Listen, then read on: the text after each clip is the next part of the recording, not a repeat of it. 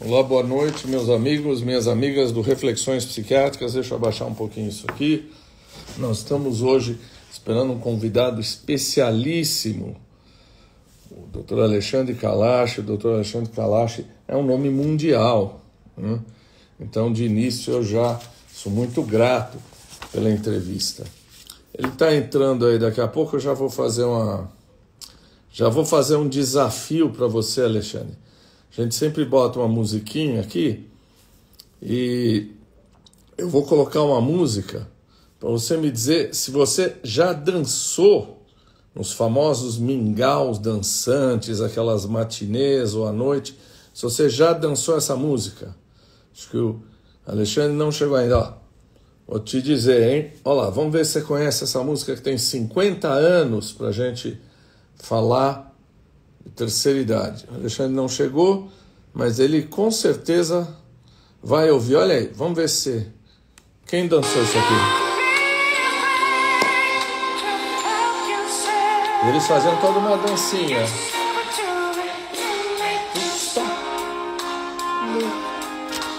Você lembra disso? Stylistics. Look, listen to your heart.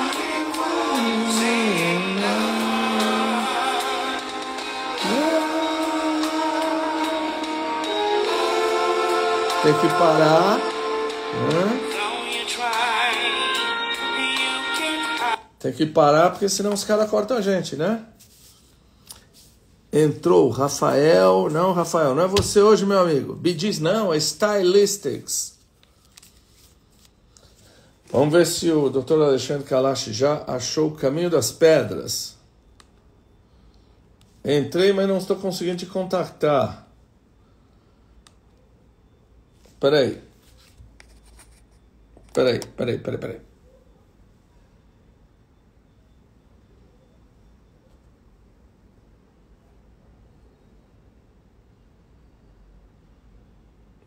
Alexandre.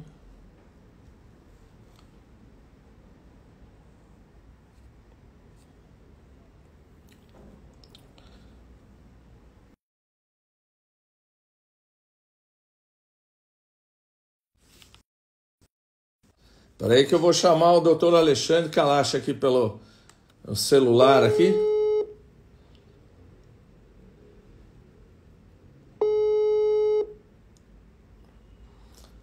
Oi, qual é o seu Instagram, Alexandre? Você já entrou?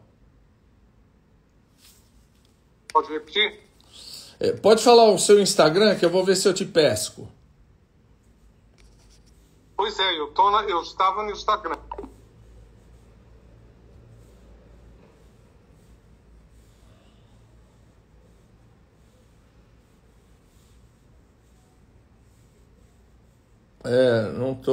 Não tô achando. Tô achando. Vamos ver aqui se eu... Vamos ver se eu falo com o Alexandre. Passo a passo. Ixi.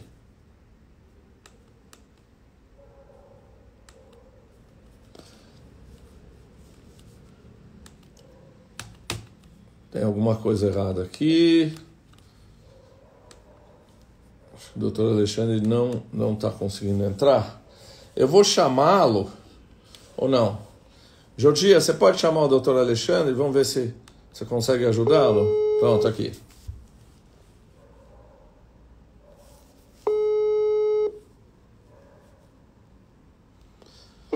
Opa, vamos lá, para e passo. Você entrou no Instagram pelo seu celular?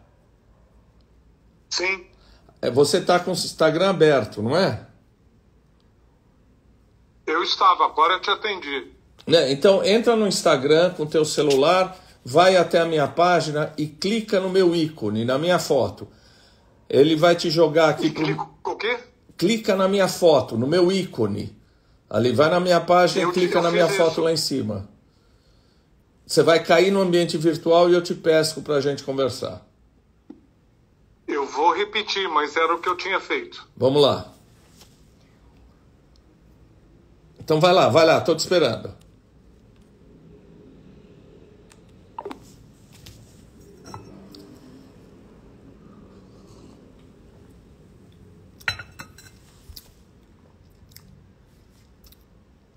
Vamos lá, vamos lá.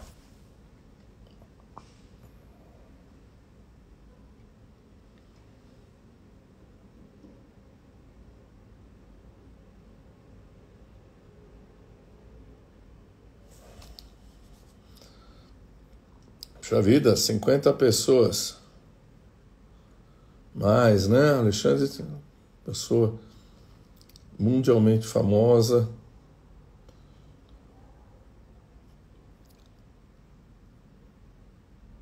Jorge, não quer dar uma mão para o doutor Alexandre, ligar para ele direto e ajudá-lo? Eu não estou vendo ele entrando.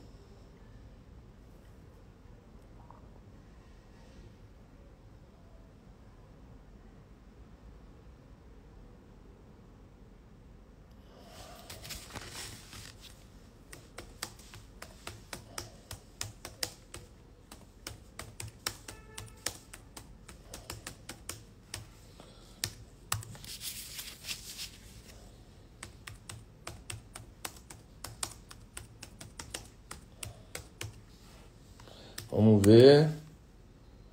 Entrou no meu Insta, clicou na minha foto.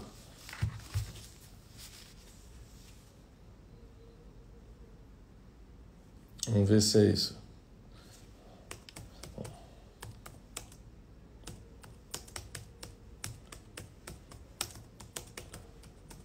Vamos ver se ele...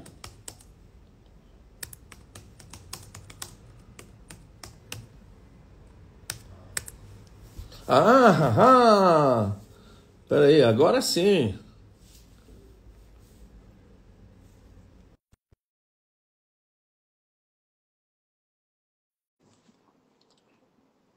Agora sim. Ué. Ah, ah. Eu até botei para você Stop, Look, Listen, para ver se você tinha dançado isso em 1973. Tá congelado. Tá? Tá Agora tá legal agora? bom, tá bom. Perfeito. Tá me ouvindo? Eu tô ouvindo meio baixo. Você tá com o microfone, tá? Como é que você tá? Não, eu tô só com áudio. Não tô Tá, mas o encontrando. pessoal, eu tô te ouvindo muito bem. Os amigos aí vão dizer para você se estão te ouvindo bem. Você ouviu a Ok. musiquinha do Stop, Look, Listen com Stylistics que eu botei para você? Não. É, de 1973, para brincar com você. Onde é que você estava em 73? 73 eu estava na Universidade Federal do Rio de Janeiro trabalhando com Clementino Fraga para mostrar que eu podia ser médico tradicional, mas que eu queria mesmo era saúde pública. Aí em 75 eu escapei. Você estava com Clementino Fraga Filho, é isso? Isso. Alexandre, é um enorme prazer te receber aqui. Já um evento pela Orient, há um ano mais ou menos eu o havia convidado. Você falou com a gente da Inglaterra, hoje você está aqui. E essa é uma entrevista que nós estamos fazendo, antecipando o Summit, que é uma iniciativa do Transamerica Expo Center, que vai acontecer de 17 e 18 de abril, e que a gente vai falar de saúde mental. Eu li que você é epidemiologista também. Eu tenho aqui no currículo que você é gerontólogo. Você é epidemiologista e gerontólogo? Deixa eu esclarecer. Na verdade, o meu doutorado na Universidade de Oxford foi em epidemiologia do envelhecimento. Eu realmente fiz o meu doutorado em epidemiologia, mas voltado para a área de envelhecimento. Então, como eu não gosto de falar que eu não sou geriatra, e eu tampouco sou só um médico de saúde pública, eu me defino como um médico gerontólogo. Tá. E você é atualmente presidente. Bom, seu currículo é vastíssimo. A gente vai passar 2 dias falando aqui, então você vai me permitir resumi-lo em excesso. Você é presidente do Centro Internacional de Longevidade, co-diretor do Age Friendly Institute em Boston. Você foi diretor da Organização Mundial de Saúde, né? Então, você é uma figura mundial e é muito orgulho meu estar conversando com você. Novamente, muito obrigado por você ter aceito essa entrevista. Orgulho é meu também, Zé. Eu te conheço bem. Escuta, do que nós vamos falar, Alexandre? Nós vamos falar de velho, de idoso, de terceira idade, de super idoso. O que a gente. Qual é o nosso objeto de interesse? Olha, no Brasil, o velho é sempre o outro, não tem nada a ver comigo. E eu não tenho nenhum pudor de dizer eu sou um velho.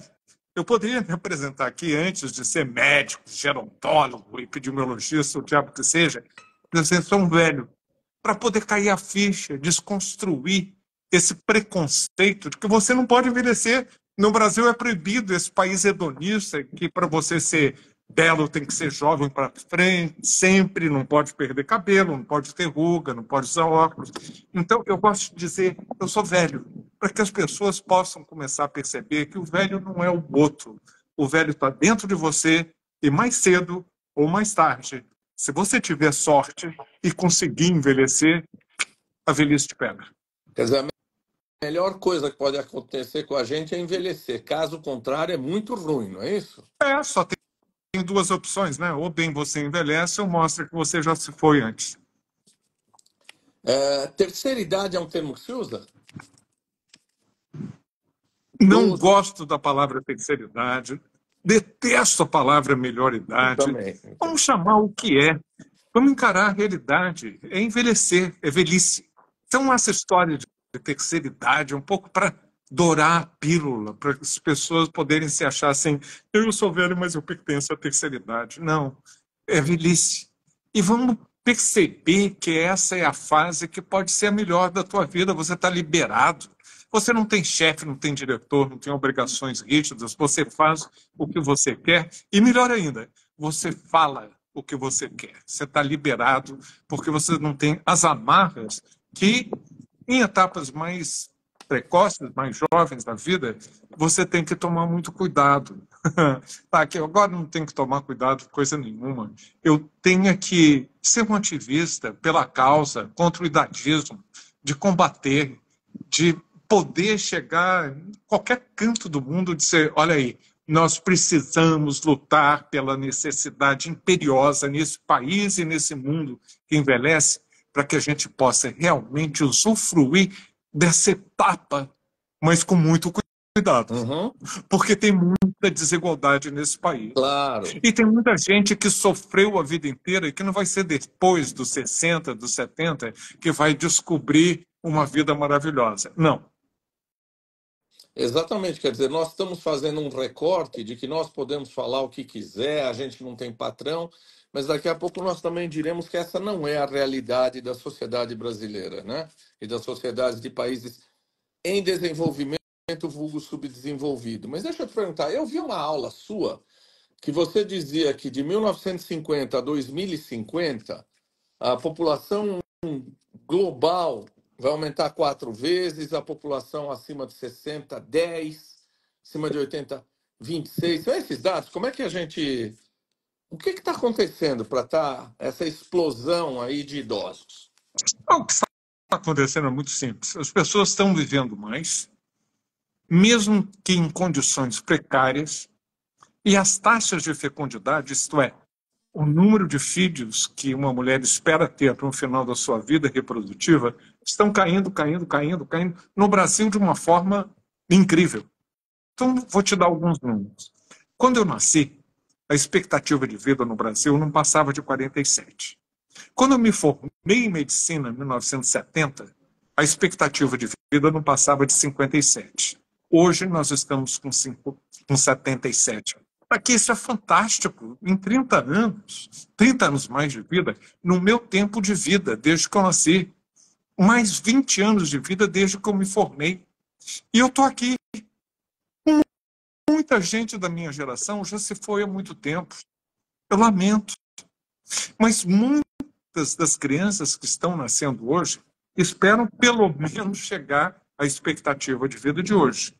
Mas se você chega aos 60, você vai ter ainda um terço da sua vida pela frente. Então nós temos que fazer, num país onde existem tanta desigualdade, nós temos que fazer todo o possível para que as políticas ajudem as pessoas a envelhecerem bem, reforçar o teu comportamento e estilo de vida para que você dê uma ajeitada e celebrar o fato que nós estamos envelhecendo. Mas se você não der oportunidade para aqueles que têm 60 a mais, quando nós chegarmos em 2050 com mais de 30% da população com 60 a mais, é o único segmento da população que está crescendo hoje no Brasil. Menos bebês, menos adolescentes, menos adultos jovens. Então, a receita é muito fácil de entender. Ou bem, nós vamos dar oportunidades para quem tem 60 a mais, sem castigá-las, de poder continuarem produtivas, e quando eu digo sem castigá-las, porque aquele corpo cansado, daquela negra doméstica que trabalhou a vida inteira, que não teve satisfação de vida nenhuma, que teve que engolir gato e sapato e dizer para ela, olha, meu bem, você vai ter que trabalhar mais 10 anos. Não é isso, não. É darmos as oportunidades para que as pessoas possam chegar bem aos 60 e terem condições de participar integralmente com dignidade e com perspectiva de serem produtivas para um país que necessita dessa mão de obra. Eu já ouvi você dizendo que a gente começa a cuidar do envelhecimento desde que a gente é criança, adolescente, adulto. Quer dizer, qual é a responsabilidade ou fardo dos jovens ou adolescentes que têm essa responsabilidade de envelhecer bem? O que esses caras têm que fazer? Olha, eu acabei de falar que em 2050 a gente vai ter 60, dos atuais 33 milhões de pessoas com mais de 60 anos, nós vamos dar um salto para 68 milhões, de 15% para mais de 30%. Ok. Você já percebeu, jovem que esteja me ouvindo aí, que se você tiver 35 anos, daqui a 25 anos, você vai ser um deles? Comece já a se preparar para a tal da velhice. Quanto mais cedo, melhor, mas nunca é tarde demais. Eu não faço atividade física, eu não cuido da dieta, eu estou com 67 anos, ainda fumo, bebo demais. Para, cara. Porque você vai ser, na velhice, o resultado das experiências, estilos de vida que você adotou, mas também vai ser o resultado das oportunidades que a sociedade, que as políticas públicas te deram para que você possa realmente envelhecer bem. Como chegar bem ao 100 é um binômio. Você depende daquilo que você planta, mas você também depende das oportunidades que um país perverso, idadista, preconceituoso não lhe está dando. O que significa um idoso ser independente? Aos 60, aos 70, aos 80, o que a gente chama ou que a gente deseja que um idoso tenha para a gente dizer que ele é independente? Olha, tem duas dimensões que são diferentes e com frequência as pessoas misturam, confundem. Uma é independência e outra é autonomia. Vamos começar pela independência. Você tem que definir, em cada sociedade, no tempo em que você vive, quais são as habilidades que você precisa ter, físicas, mentais, cognitivas, sociais, para que você possa viver uma vida independente. Independente total, ninguém é. Nós estamos interconectados e cada vez mais num mundo tecnológico, complexo, cada vez mais urbano. Eu não vou plantar as bananas que eu consumo, não tenho essa independência de fazê-lo. Mas eu vou querer fazer meu café, preparar minha comida, fazer minhas compras, pagar os que eu tenha que pagar, se preferência cada vez mais de uma forma digital. Eu vou querer fazer um telefonema, eu vou querer falar contigo pelo Insta. Tudo isso faz parte de você ter uma vida que seja independente, que tem que ser definida no contexto onde você esteja vivendo. Autonomia é diferente. Autonomia é você viver de acordo com as suas regras, de acordo com as suas vontades. Vamos dar um exemplo. Você está muito bem e tem a infelicidade de ter um acidente, ficou tetraplégico e vai precisar de uma cadeira de rodas. Você perdeu a independência. Você não pode, com facilidade, dar uma volta no quarteirão. Você talvez dependa de alguém que esteja por trás, empurrando a sua cadeira de rodas, se você não tiver os meios para ter uma eletrônica sofisticada. Então, você pode minimizar a perda da independência com recursos tecnológicos, mas num país pobre, sobretudo através do cuidado que alguém lhe está prestando. Mas você pode, e eu vou dar um exemplo. Minha mãe definiu isso muito bem. Ela já estava com mais de 90 anos, foi uma fratura do colo do fêmur comum. Ela foi operada de imediato, teve muito bom sucesso, voltou para casa em 2 dias, numa cadeira de rodas e com uma cuidadora. No terceiro dia, eu falei assim, e aí, mocinha, agora tem que começar a andar. Andar? Claro, andar. Não vou mais andar. Que isso, mãe? Como é que você não vai andar? Para que andar, meu filho? Para você ir ao banheiro, ir à cozinha, tomar sol, para sair, fazer uma compra. Não preciso disso. Como é que não precisa? Vocês não estão pagando a sair, e apontou para trás com certo desdém. Vocês não estão pagando a sair para me cuidar? Pois eu vou dizer para elas, eu quero ir ao banheiro, eu quero ir à cozinha, eu quero tomar sol, eu quero fazer compra, e ela vai. Eu não me importo de perder a independência, o que eu não quero perder é a autonomia. E eu vou continuar vivendo da forma que eu quero, dizendo, eu quero ir aqui, eu quero ir ali, e a vida vai seguindo, dependente, mas com autonomia. Quando a gente está falando, que é o tema que você, entre os vários, você é um mestre, né? Quando a gente está falando de longevidade, o que quer dizer? Longevidade é ir até onde? Até onde o ser humano pode chegar? Olha, longevidade, se você divide a palavra, é longa vida. Essa longa vida ela tem que ser relativa ao contexto em que você está vivendo. Os meus avós morreram, todos eles, mais jovens do que eu sou hoje. Não tiveram a longevidade que eu estou tendo. No cômputo social da nossa sociedade, se você passou dos 80, dos 90, você é uma pessoa longeva, não tem dúvida. Mesmo nos países mais desenvolvidos, você chegar aos 100 é uma façanha. Cada vez tem mais centenários. Mas cada vez que tem mais centenários, você, quando chega aos 110, o número total de pessoas que tem mais de 110 anos, relativo à população, não aumentou. Isso mostra que existe o que em inglês chama lifespan, número total de anos, que comprovadamente a espécie humana consegue chegar. Aqui chegou mais de uma forma documentada. É a Jeanne Clément, uma francesa que comprovadamente chegou aos 126 anos e pouco. Ninguém até hoje, e ela já morreu há uns 50 anos, chegou a esse patamar.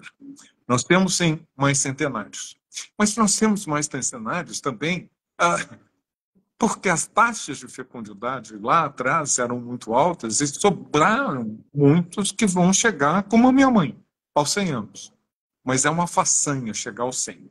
Chegar aos 110, o super longevo, continua sendo quase proibitivo, mesmo naquelas blue zones, nessa pataqualhada toda que se faz muita propaganda e que tem um marketing muito alto. Mas vamos devagar, gente, porque, por enquanto, existe um limite genético da nossa espécie que impede que as pessoas possam realmente chegar aos 120 anos. Mas que o número de pessoas com mais de 80, com mais de 90 e até com mais 100 estão aumentando é o segmento. Você disse, me citou, que a população como um todo aumentará entre 1950 e 2050 cerca de 3,7 vezes, 4, vamos dizer. A de 60 a mais aumentará 10 vezes e a de 80 a mais aumentará 26, 27 vezes. Aí é que está a dinâmica demográfica das próximas décadas. Quando disseram para a gente bater papo pré-entrevista, eu disse, não precisa não. Eu já vi aulas suas magníficas, eu conheço teus trabalhos, depois vamos falar aqui de uns papers que eu estava lendo agora na Nature, Aging, no British Medical Journal, vou te perguntar, mas tem uma aula sua que você diz, várias, né? Você diz assim, olha, para ser longevo não basta ter só saúde, tem que ter questões econômicas, tem que ter financeiro, conhecimento. Como é que é isso? Conta essa história, esse mapa aí que você faz. Esses condicionantes todos, que são os determinantes sociais da saúde, eles, eles regem o caminho, a jornada da nossa vida até o final. E se esse final é aos 80, 90, a gente vai chegar aos 80, 90 de acordo com essas oportunidades que nos foram dadas, primeiro de saúde. Aqui, nós temos um marco civilizatório fantástico, maravilhoso, que se chama SUS. Se não fosse o SUS, o diabo dessa pandemia que tanto matou teria matado muito mais. Porque não foi por falta de licença do governo da época de que deixa morrer, são mais fracos, são fardos, tá aí gastando recurso à toa. Um idadismo assim brutal, manifestado de forma verbal. Bom, com isso a gente tem que perceber que o SUS é fundamental para que as pessoas possam, na hora da necessidade, ter acesso a serviços maravilhosos? Não, ainda falta muito. Mas que diferença faz quando eu era estudante de medicina, que eu via aquelas filas intermináveis em hospitais filantrópicos, dependendo da benevolência muito duvidosa das classes dominantes. É diferente, você hoje tem direito. E que bom seria se fosse mais ainda universal. Você sabe que eu moro entre o Rio e Londres, lá moram os meus filhos, meus netos, por lá eu trabalhei tantos anos. E ali, quando você precisa de serviço médico, você vai no teu centro de saúde, seja a baronesa, por exemplo, presidente do Centro Internacional da Longevidade do Reino Unido, uma baronesa, seja aquele pé rapado que chegou imigrante de Bangladesh, está todo mundo ali usufruindo do serviço do Sistema Nacional de Saúde. Também lá precisa de melhorar. Mas o fato de nós termos esse marco civilizatório, coisa que os Estados Unidos, com toda a sua riqueza e com tanto gasto, que o país que mais gasta com saúde, quase 19% do gigantesco produto interno bruto, não oferece aos cidadãos. Quanta gente que morre na rua, porque chega de hospital a hospital e não é admitido. Então, saúde vem em primeiro lugar. Mas você precisa também, para ser viável nessa sociedade que está mudando tão rapidamente, de ter acesso à aprendizagem ao longo da vida. Inclusive para ter letramento para a saúde, para você poder saber como se cuidar. Para você ser viável, entrar e continuar no mercado de trabalho. Não é só para o médico, não, tá aqui. Você pega um mecânico de automóvel que aprendeu tudo sobre mecânica quando tinha 20 anos e hoje ele está com 45, ele perde o emprego. Porque ele abre o capô do seu automóvel ou do cliente e não entende nada. Ele não aprendeu eletrônica, ninguém lhe ensinou. E ele não teve a esperteza de perceber que as coisas estavam mudando. Sabe o que é que lhe resta? Lhe resta um trabalho precário. Ele vai ser, ainda abusam do termo, né? Ainda vão chamar esse cara de microempreendedor. Que microempreendedor? Nada. Você é motorista de ônibus. É um trabalho precário. Você não pode ficar doente, não pode bater com o carro, não pode atender a sua esposa. Microempreendedor. É microempreendedor. É um mico. É um mico. E a gente está cheio de exemplos desse tipo. Então, saúde é importante. Os condicionantes e determinantes sociais da saúde são indispensáveis.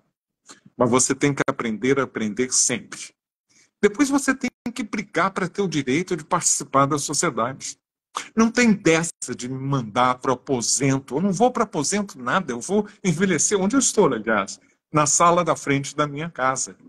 Eu não quero me aposentar, mas eu tenho que respeitar também o direito daqueles que chegam cansados a uma determinada idade e não querem continuar fazendo a mesmice. Você tem que ter oportunidades para se renovar, para aprender novas habilidades, e o seu empregador tem a obrigação de te oferecer oportunidades diferentes para que você se sinta estimulado a poder seguir em frente. São 3 pilares. Isso tudo que eu estou definindo é o marco político do envelhecimento ativo que eu tive o privilégio de lançar na OMS. Porém, e preste atenção nisso, tem um outro pilar que é importante, que é a segurança, que é a proteção. O horror de envelhecer, e me arrepia, é você não saber se alguém vai te cuidar. É você não saber se você vai ter um teto em cima da cabeça, se vai ter comida na mesa, se você vai ter um mínimo de dinheiro no bolso para comprar os remédios que o SUS ainda não pode te dar. Esse é o horror do envelhecimento. E quando você pega tudo isso, veja o que é super importante. Que você seja tratado com dignidade. Abaixo o idadismo, preconceito baseado em idade. Esse país nosso hedonista, como eu já disse, em que você não pode ser velho, velho é o outro, não tem nada a ver comigo. Se for homem, então, Deus me livre. E a nossa classe política é dominada por homem. Eles vão refletir na legislação ou no executivo essas crenças, esses botões que estão enfiados dentro dele e que você tem que arrancar. E o pior é quando há interseccionalidade, que o idadismo vem por cima do sexismo, que vem por cima do racismo, que vem por cima da aporofobia, que eu tenho um pavor de gente pobre, de gente mal educada, que não tem nível educacional e que tem deficiência. Tudo isso se soma para transformar a vida daquela pessoa que ousou envelhecer um verdadeiro inferno. Bom, eu não esperava, aliás, não espero porque conheço os seus trabalhos, menos do que o que você disse, que é o nosso comprometimento social. Infelizmente, eu sou profundamente decepcionado com boa parte da classe médica, que apoiou a questão da não vacina, que apoiou o que aconteceu. E eu achei um trabalho seu no British Medical Journal que dizia o seguinte: a Organização Mundial de Saúde deve priorizar a necessidade dos idosos durante a pandemia de Covid. Aqui o que foi feito parecia aquela balada de Narayama, que você já falou assim, bom, o cara é velho, deixa ele morrer mesmo, ele tem que morrer para o bem da sociedade. Como é que te soa isso? Quer dizer, ele é velho, então deixa ele morrer. O resto da sociedade se salva. Como é que você viu esse descaso durante essa pandemia de Covid? Como é que eu vi? Com horror. Como é que eu vi? Com revolta. Como é que eu vi? Com indignação. Como que um país que se pretende civilizado pode tratar a parcela mais experiente a que se deve erros e conquistas? A total negação do valor da vida humana, condenando porque você é muito velho. Esse é o preconceito, esse é o idadismo. Quando essa palavra foi cunhada por meu antecessor, fundador do Centro Internacional da Longevidade, meu mentor, Bob Butler, um médico gerontólogo como eu me defino, foi um cara excepcional. Ele fundou o Instituto Nacional de Saúde nos Estados Unidos. Ele era um homem tão na vanguarda que em 1971 ele ganhou o prêmio Pulitzer, o mais cobiçado prêmio literário dos Estados Unidos, escrevendo com a mulher dele, uma psicóloga maravilhosa, Myrna Lewis, um livro intitulado Sexo na Velhice. Você vê, em 1971. Tá? E em 1969 ele cunhou o termo ageism. O que quer dizer? A raiz age, como tem raça, racismo, sexo, sexismo, LGBT, LGBTismo, e ele colocou ali age. Eu confesso que eu não gosto da palavra etarismo, porque confunde. Já é complicado as pessoas entenderem o que é idadismo. Tradução ao pé da letra de ageism. Age significa idade. Então vamos pegar idade, idadismo. Quando você coloca etarismo, eu fico assim meio na dúvida. E as pessoas me perguntam, mas o que é o etário? É o preconceito contra o grupo etário. Não, vamos ser mais direto, eu acho. Tá? Eu até entendo, cara, que ter preconceito contra o otário muita gente tem, mas aqui a gente não está falando de otário, a gente está falando de etário, fica meio esquisito. Então, essa questão do idadismo, ela é fundamental. Eu, cada vez mais, quanto mais envelheço, quanto mais eu medito, quanto mais eu me aprofundo nas questões relacionadas ao envelhecimento e longevidade, mais eu chego à conclusão que é fundamental a gente dar uma sacudida, tá, aqui, e realmente combater o idadismo de forma vigorosa. Nós, do Centro Internacional da Longevidade, em múltipla autoria, são 44 autores. Nós estamos lançando em junho, com que SESC, por sua capilaridade e seu trabalho há mais de 60 anos, com pessoas 60 a mais, o pequeno manual contra o idadismo. Pequenininho, curto. A gente fez questão de que os capítulos tivessem mais de 3, 4 páginas. São 14 capítulos. Livrinho de bolso, com letra grande, que é para poder ser mais friendly, mais amiga da pessoa idosa que precisa de óculos para poder ler. Tudo isso está sendo cuidado e nós vamos lançar em junho, que é o mês da conscientização contra o abuso, o maltrato da pessoa idosa, que tem o idadismo como raiz. Nós vamos lançar esse pequeno manual. Mas não vamos parar aí, não. Sabe por quê, Thay? Porque eu tenho uma vida internacional e eu tenho um compromisso fundamental que eu comecei há 13 anos, com muito orgulho, quando o Brasil foi um protagonista na ONU, de começar uma campanha vigorosa para que a gente pudesse vir a ter uma convenção internacional dos direitos das pessoas idosas. Todos os outros grupos chamados precários, mulheres, crianças, imigrantes, pessoas com deficiência, minorias raciais, povos indígenas, todos têm uma convenção que proteja seus direitos específicos. A Declaração Universal dos Direitos Humanos, de 1948, não fala em idade. É até desculpável, gente. Naquela época, até nos países mais desenvolvidos, a percentagem de pessoas idosas era muito pequena. Mas hoje é o grupo que mais cresce.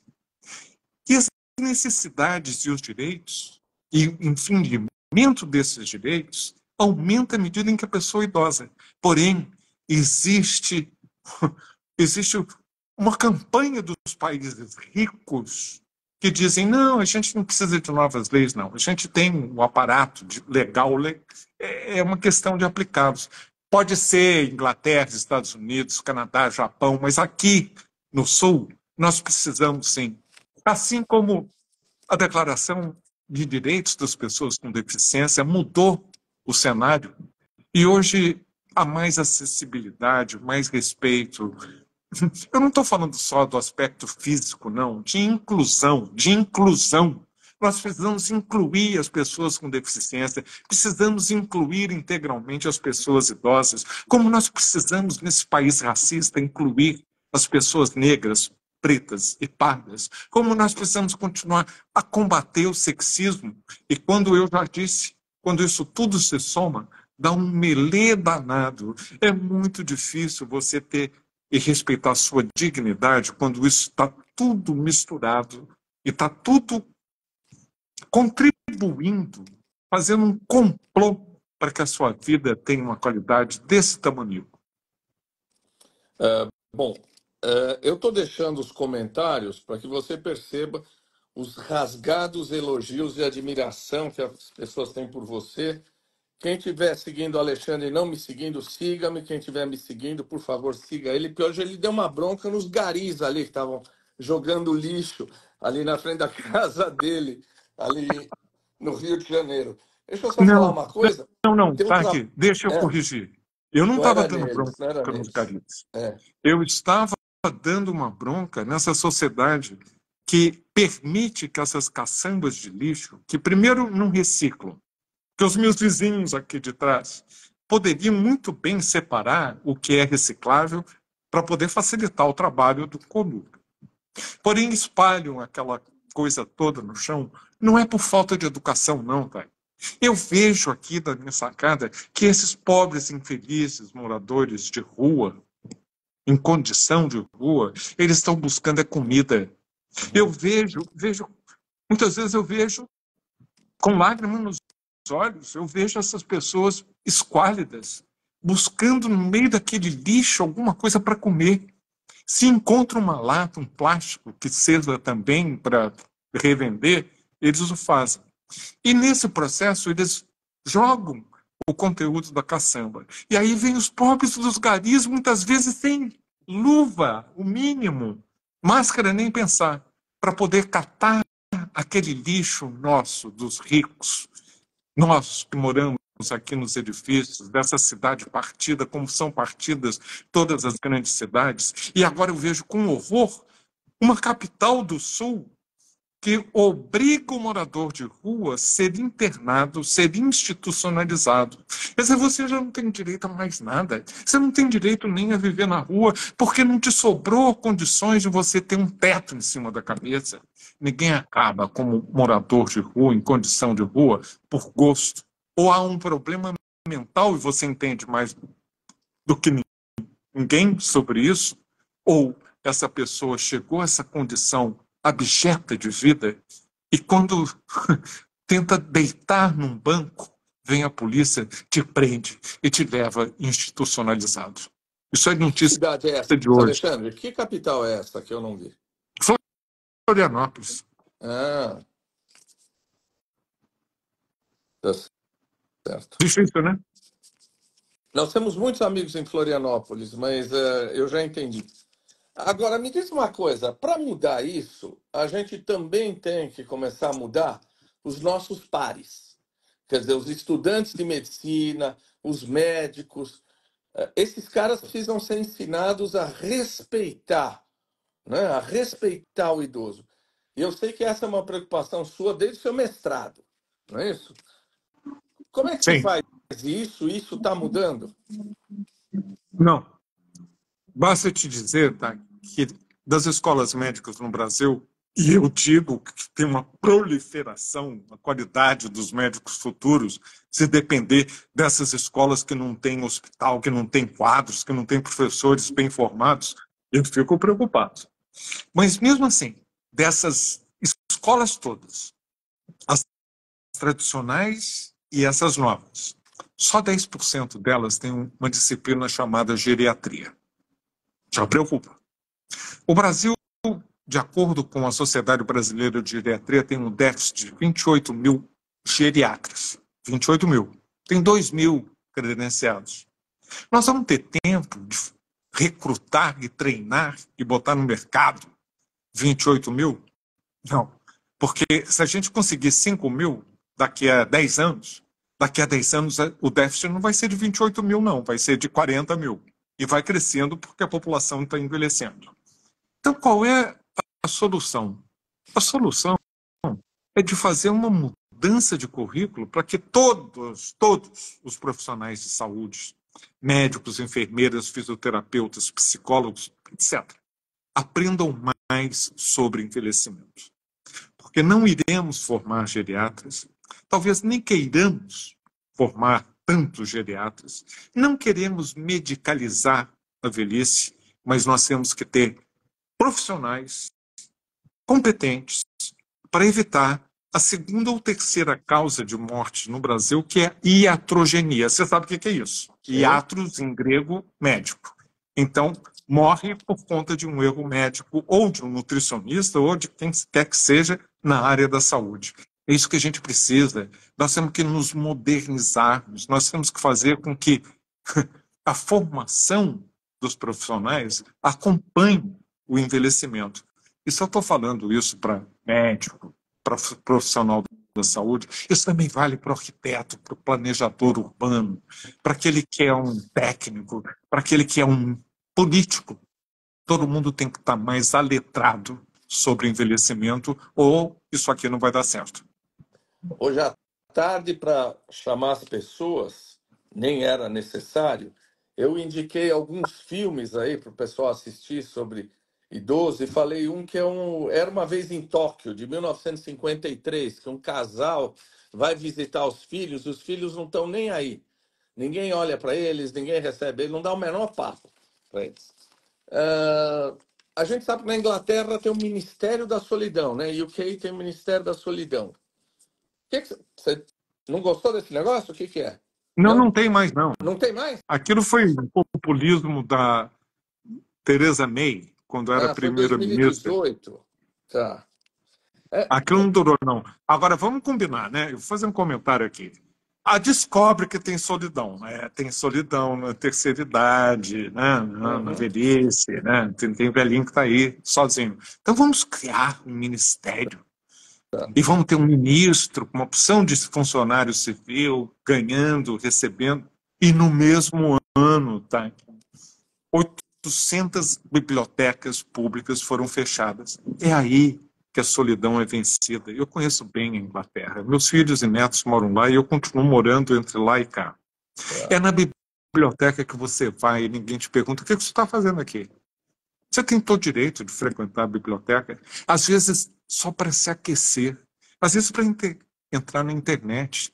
Mas naquele processo você encontra pessoas de outras gerações, você acaba conversando com alguém, às vezes é a única conversa que você teve naquele dia inteiro.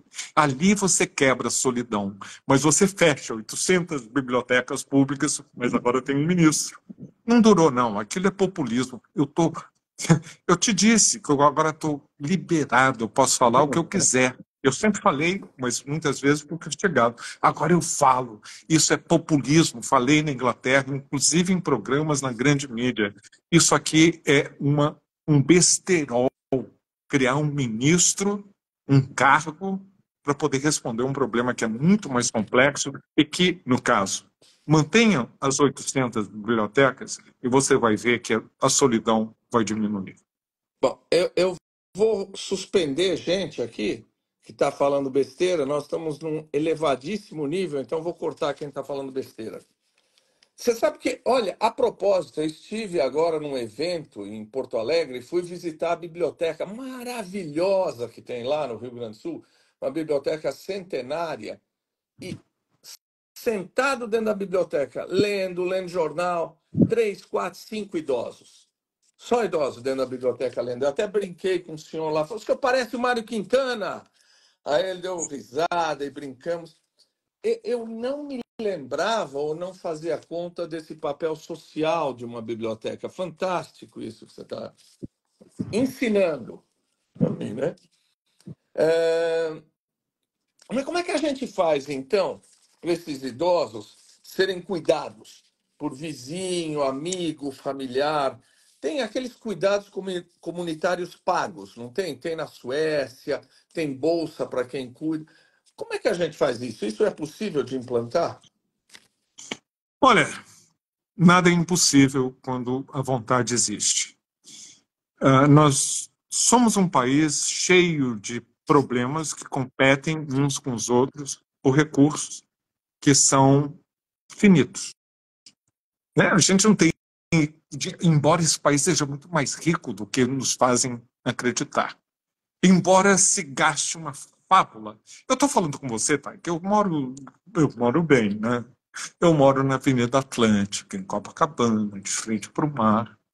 E a 100 metros aqui, há 12 anos, começaram a construir o Museu da Imagem do Som. Já existia lá no centro, mas resolveram que precisava dar uma gabaritada. Primeiro, escolheram o lugar errado, porque você vai colocar acervos de celulose onde tem a maresia. Faz muito sentido.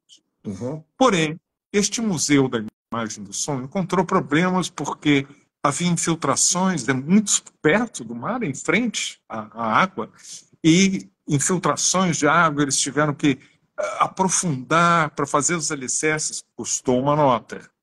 Há 12 anos, a construção está parada. O desperdício é abismal. Nessa época, época, o meu centro internacional da longevidade era na Gávea. Se você conhece o Rio, você sabe que é o bairro onde tem a PUC, a Universidade Católica, que é Uhum. maravilhosa. Linda. Pé de uma mata atlântica fantástica, super agradável. E, quando houve aqui os Jogos Olímpicos, eles resolveram construir o metrô. Primeiro, o metrô, que era para ir até o Centro Olímpico, só chegou até metade do pedaço. Então, dali para frente, tinha que fazer baldeação. E um ramo desse metrô era para chegar a Gávea. Do Leblon a Gávea era uma questão de 3 quilômetros, ou menos.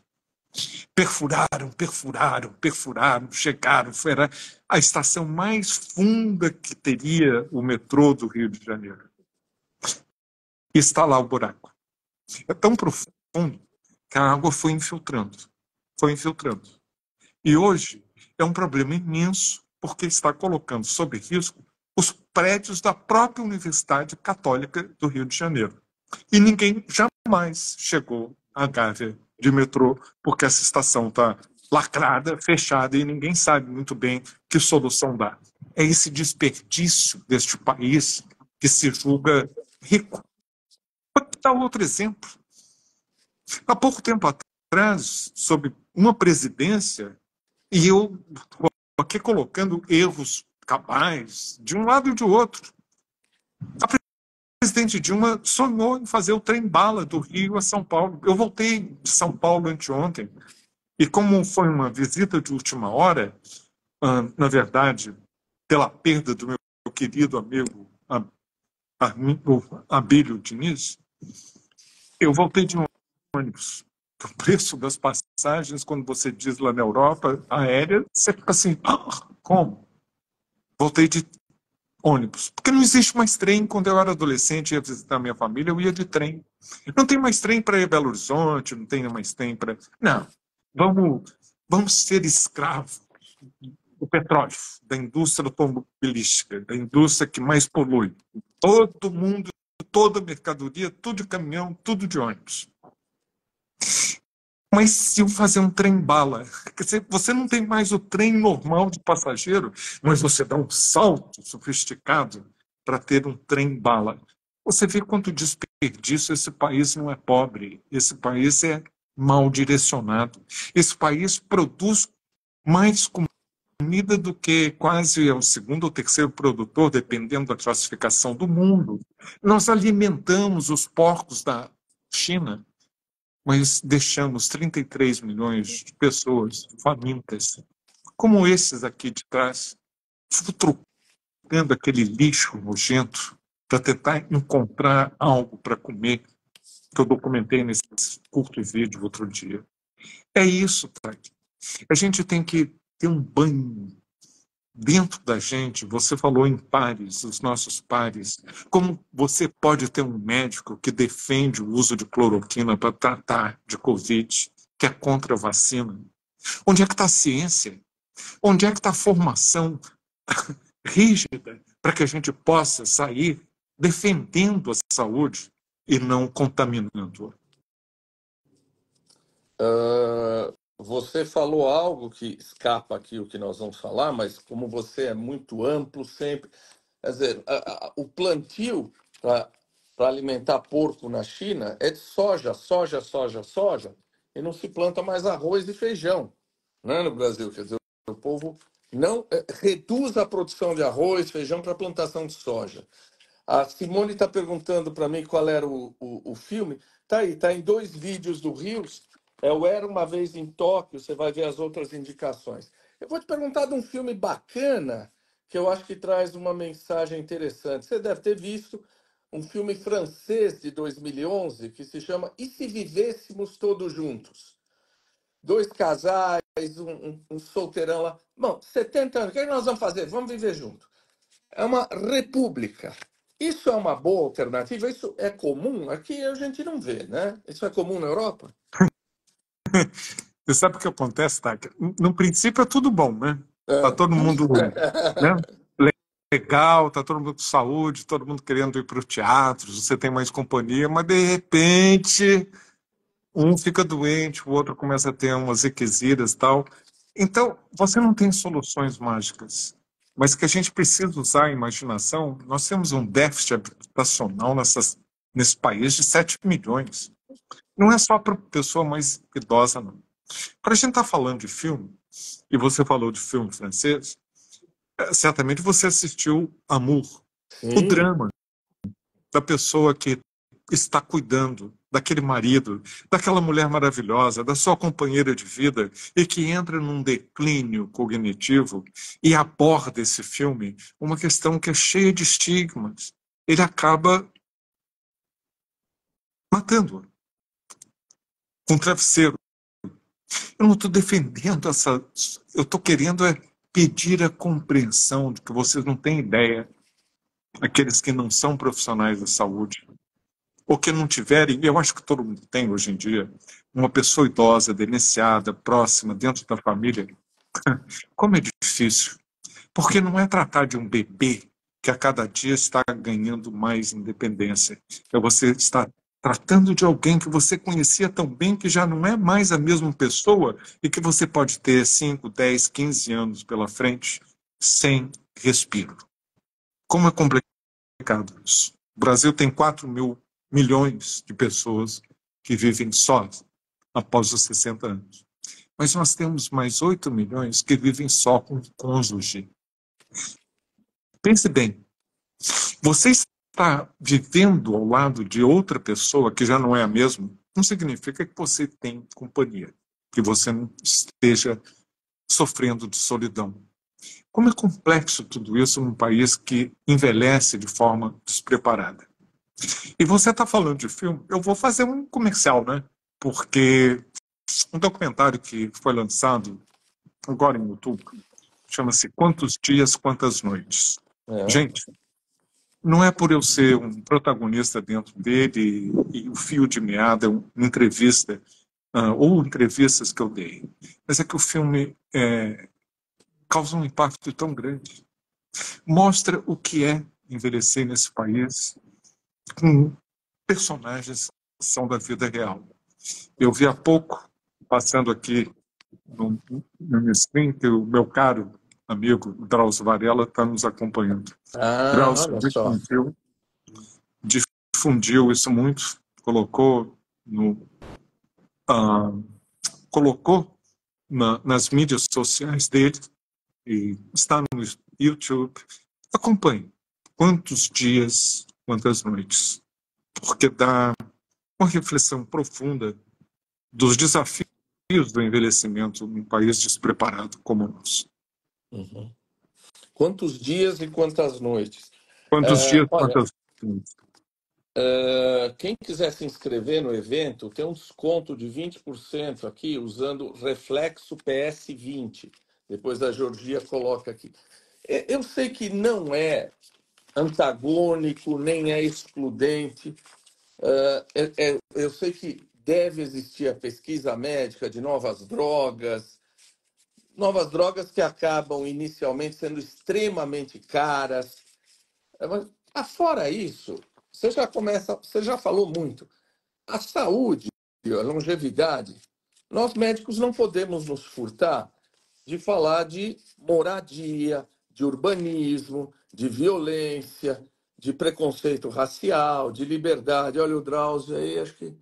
Não, maravilha, ele está aí. Então, para ser médico, hoje tem que falar de questões sociais, não é? Não dá só para falar de que estamos descobrindo novas drogas. Não é isso, Alexandre? Você me ouviu? Não, estou te perdendo. Então, o que eu disse é que para ser médico hoje é impossível, aliás, sempre, mas é impossível se isentar de discutir moradia, condições ambientais, violência, preconceito, Claro, urbanismo. Não dá só para falar sobre novas drogas para o envelhecimento. E aí é não. algo maior, não é? Nós não temos as condições de interferir em tudo isso. Primeiro, existe essa expectativa fútil, inalcançável, de que a gente vai curar a velhice como se velhice fosse doença. Mas não há falta de charlatões, desculpe, meus caros amigos e colegas que estejam, não são caros não, colegas que estejam assistindo que praticam o anti-envelhecimento. Toma juízo, cara. Vocês estão ganhando dinheiro. Vocês estão se aproveitando de pessoas, geral ricas, que querem uma bala mágica. Não existe isso. O que existe são os determinantes da saúde, determinantes de um envelhecimento ativo, saudável, e que nós vamos ter. E quais são esses determinantes? Eles começam por acesso ao serviço. Mas há também os determinantes dos nossos comportamentos. O que a gente escolhe ou pode escolher. Me lembro de um senhorzinho que falou, meu senhor não está dando esse tipo de mensagem, que comer brócolis nada, se eu comer brócolis na primeira semana do mês, eu não vou ter dinheiro para comer farinha e açúcar na última. Eu tenho que medir direitinho para não passar fome. Atividade física, só não sabe onde eu moro. Eu moro numa favela pesada, ladeira acima. Quando eu chego do trabalho, eu já chego exausto. E eu tive que enfrentar um transporte público massacrante, 1h30 para chegar no trabalho, outra 1h30 para voltar, e às 8 horas no trabalho, quando o chefe ainda não exige hora extra sem pagar. E aí o senhor dá um tapinha aqui no ombro, fala assim, vamos fazer um jogging? Dar uma caminhada? Não, eu quero descansar, cara. Então a gente tem que ter uma sensibilidade muito grande para que esse grupo de determinantes, primeiro a gente falou de acesso a serviços, agora eu estou falando de estilos de vida, de comportamentos. Depois vem os determinantes pessoais.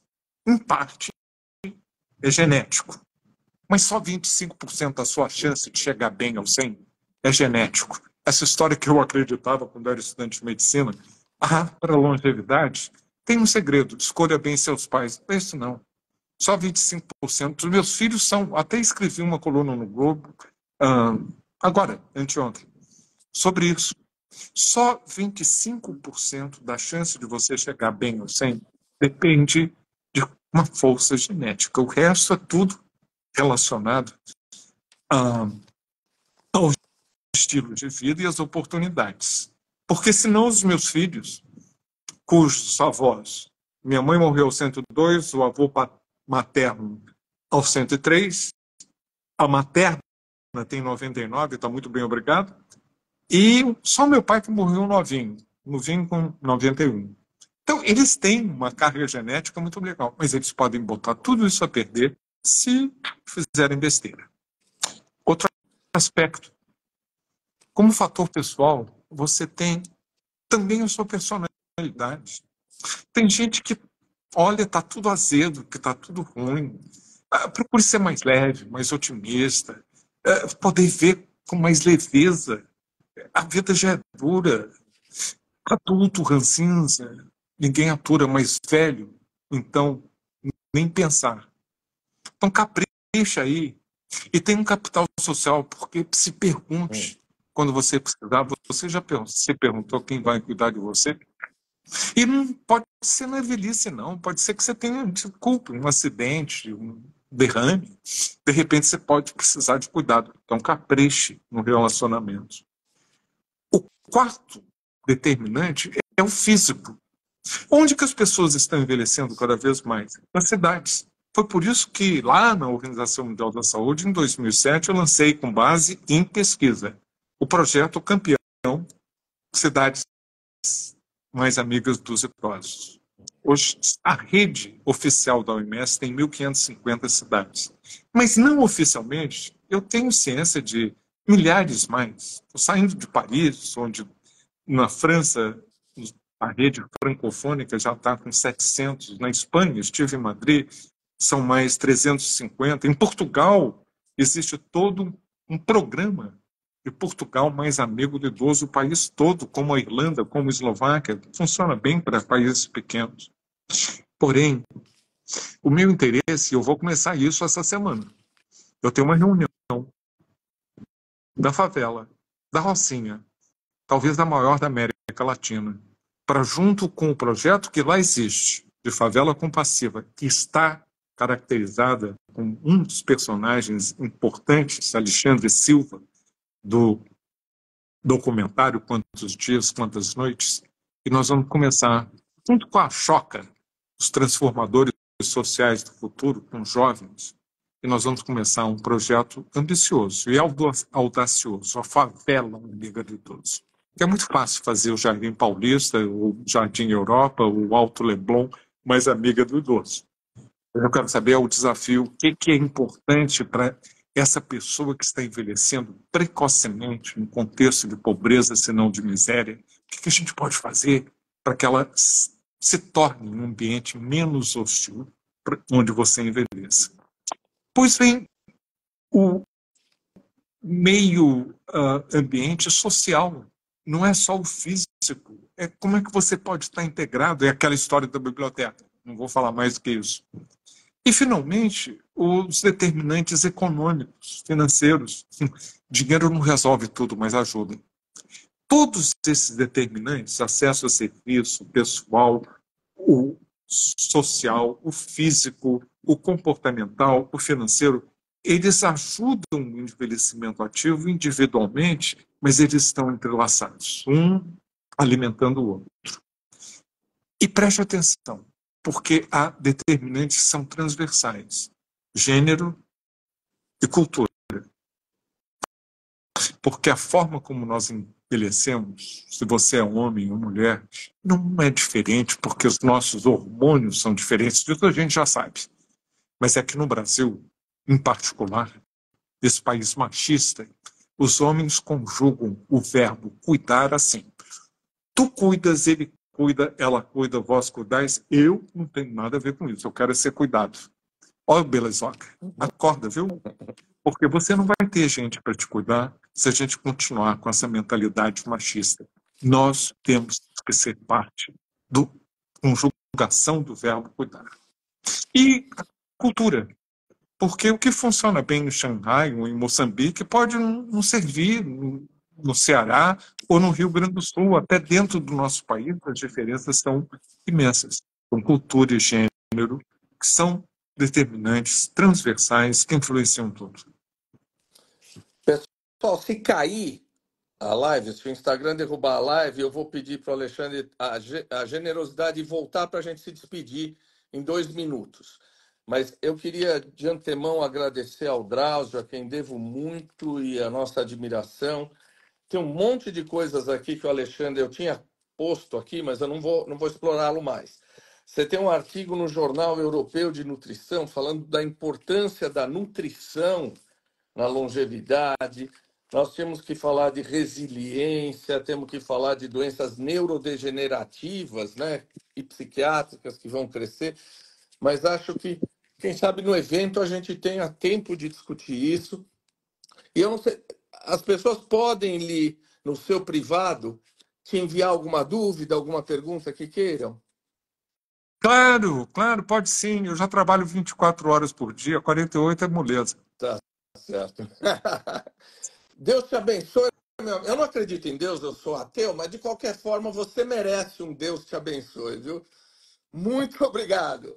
Obrigado a todos. Obrigado a você, obrigado a todos, obrigado pelos elogios e vamos em frente, gente. Envelhecer é bom, morrer cedo é que não presta. Tchau.